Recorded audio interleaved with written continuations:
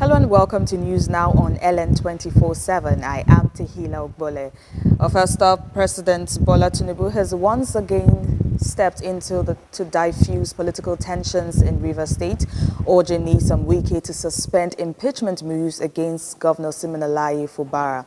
The oil-rich state, which hosts key energy assets and contributes significantly to Nigeria's revenue, has faced heightened uncertainty as political rifts threatened governance. Tinubu's mediation is seen as critical for maintaining investor confidence and ensuring uninterrupted oil and gas operations. Analysts warn that prolonged instability could disrupt production, weaken fiscal inflows and dampen business sentiment. By restoring calm, the presidency signals its commitment to safeguarding Nigeria's economic lifeline and reassuring both local and international stakeholders that political disputes will not derail investment prospects. The peace effort underscores Tinubu's broader strategy of stabilizing political flashpoints to protect national growth, secure investor confidence, and ensure uninterrupted market activity in Nigeria's most strategic energy hub. Well, moving on, the National Industrial Court sitting in Abuja has restrained the Nigeria Labour Congress, the Trade Union Congress, and 3 others from embarking on any form of industrial action or protest in the Federal Capital Territory. Justice Emmanuel Subelim issued the interim order on Monday while ruling on an ex parte application filed by the Minister of FCT, Nyesom Wike, and the Federal Capital Territory Administration. Those restrained alongside the labor unions are the spokesperson of the NLC, Benson Upa, the General Secretary of TUC, Nuhu Toro, and the Chairman of the FCT, NLC, that's Stephen Wabayi. The application, dated February 2, was brought pursuant to a suit marked NICN/ABJ/30/26 and filed by James Onoja, SAN, on behalf of the FCT Minister and the FCTA. After hearing the claimants, Justice Subelim granted an interim order restraining the first and fifth respondents, their agents and previous, from embarking on any strike or protest pending the hearing and determination of the motion on notice. Following attacks on Christian communities in Akwara local government area, Niger State, resulting in the burning down of churches, Christian leaders have demanded that a military base be established in the area with immediate effect. This is even as they are asking the church security and tasking the Boys Brigade to always be on red alert to report suspicious movements and collaborate with security agencies. Governor of BENUE State, Reverend Father Hyacinth Alia, has described the state's 50th anniversary as a moment not only for celebration but for reflection, renewal and renewed commitment to development, peace and responsible leadership. Speaking on Tuesday, February 3, 2026 at the Government House in Makurdi, Governor Alia said the Golden Jubilee marks 50 years of resilience, sacrifice and collective effort by the people of Benue, noting that the anniversary is as much about the future as it is about the past. Seems Lagos State isn't the only one affected by mass demolitions lately. The Makurdi Benue State 10 buildings worth hundreds of millions of naira have been demolished at ANAMBRA Mega Layout Phase 2. Join us again for details. Well, about 10 buildings worth hundreds of millions of naira have been demolished in the ANAMBRA Mega Layout Phase 2 near welfare quarters in Makurdi by the Benue State government. Among the destroyed properties is a home belonging to a family displaced by the recent Yelwata attack, now living in an IDP camp in Makurdi. Our correspondent, Francis Taylorman, who visited the scene, reports.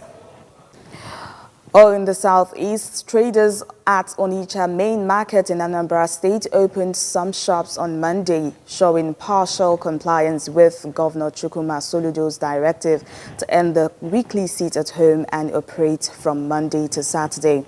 The development follows a warning issued last week by the governor, who ordered markets across the state to open throughout the work week or face sanctions.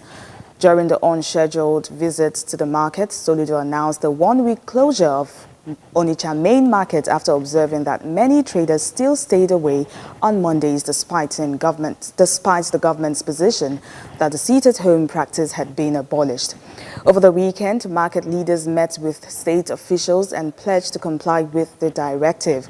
They also asked the government to strengthen security to reassure traders and customers. Now speaking education, the National Examination Council, NECO, has released the 2025 Senior School Certificate Examination external results with over 72% of candidates achieving 5 credits, including English language and mathematics. The results were announced in Minna, Niger State, 52 days after the final paper. NECO Registrar Professor Ibrahim Dantani Wushishi said nearly 97,000 candidates registered for the examination, with about 95,000 eventually sitting for papers. According to NECO, more than 78% of candidates earned credit passes in English, while 91% passed mathematics. However, the council recorded over 9,000 cases of examination malpractice and 32% increase from last year. 5 supervisors were blacklisted and 4 centers across Niger, Yobe and Kano states face derecognition.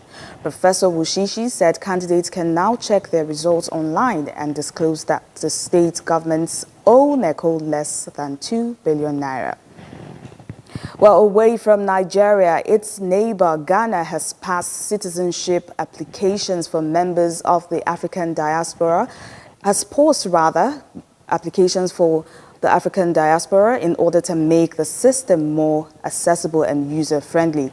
Since 2016, those who can prove their ancestors came from Africa have been able to get Ghanaian nationality.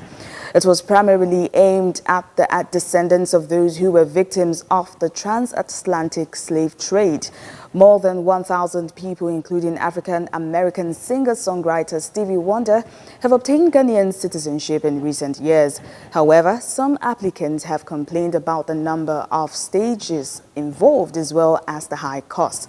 Well, the application fee stands at $136 or £100, while shortlisted candidates are required to pay a further $2,280 or £1,700.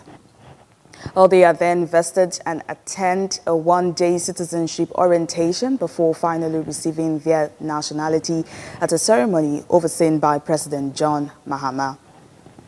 Well, in northern Africa, Morocco has evacuated more than 50,000 people, nearly half of the population of the northwestern city of Qasr el-Khabi, as flooding driven by weeks of heavy rain threatened to inundate the city, state media said on Monday. Well, the city has become a ghost town. Local resident Hicham Akhtar told reporters by phone. All markets and shops are closed and most residents have either left voluntarily or been evacuated. Authorities set up shelters and temporary camps and barred entry into Qasr el-Khabi as rising water levels in the Locos River spread across several neighborhoods. Only departures from the city were permitted, while electricity was cut in parts of it and schools were ordered to remain closed until Saturday. Officials said the floods were partly triggered by water released from the nearby Oud Makazim Dam, which had reached full capacity. Qasr el-Khabi lies about 190 kilometers or 120 miles north of Rabat.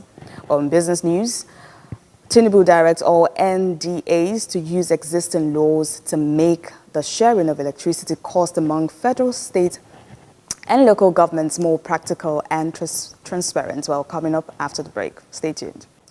It's great to have you back now in business news. President Ahmed Tinubu has directed all government ministries, departments and agencies, MDAs, to use existing laws to make the sharing of electricity costs among the federal, state and local governments more practical and transparent. Starting with the 2026 budget preparations, the president wants to ensure that the heavy burden of electricity subsidies is not left solely to the federal government.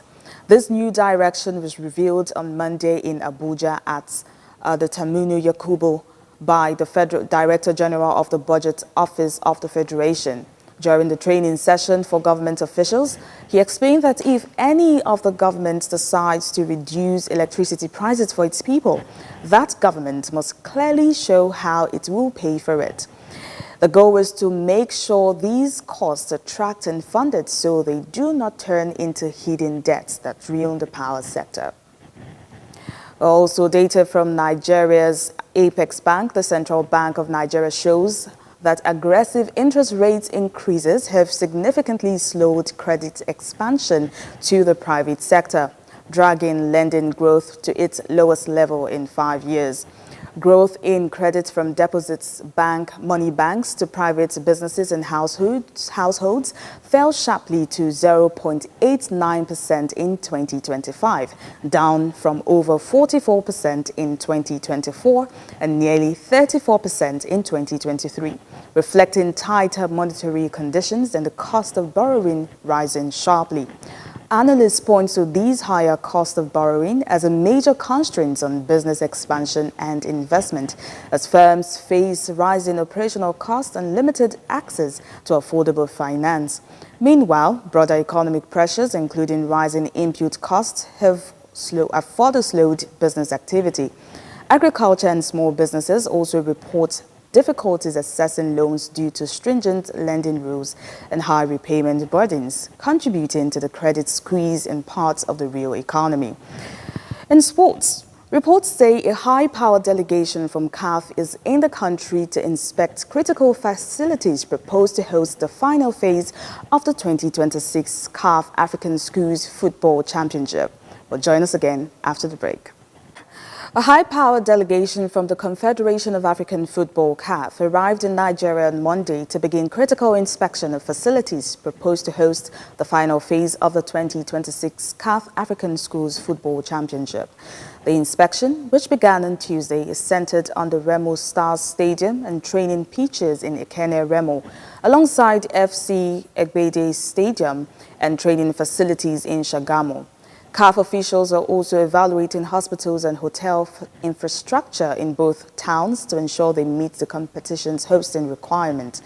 Launched in 2022, the CAF African Schools Football Championship is an annual schools football competition organized by CAF to promote structured grassroots football development for boys and girls across Africa. The tournament is regarded as the continent's largest grassroots youth football initiative and is backed by a $10 million investment from the foundation owned by CAF President Dr. Patrice Motsepe. Finally, in sports, Egypt has formally declared its intention to host a future Africa Cup of Nations targeting either 2032 or 2036 edition. According to local reports, the decision was taken at a meeting of the Egyptian Football Association held at the request of the Ministry of Youth and Sport. The meeting also reviewed Egypt's long-term football development plans and preparations for the upcoming FIFA World Cup. Last month, the Confederation of African Football announced that the Africa Cup of Nations will move to the 4-year hosting cycle, starting with the 2028 edition, thus opening the door for long-term bidding plans by interested nations.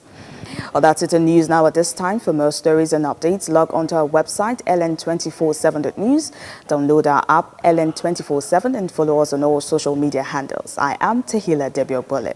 Thanks for watching.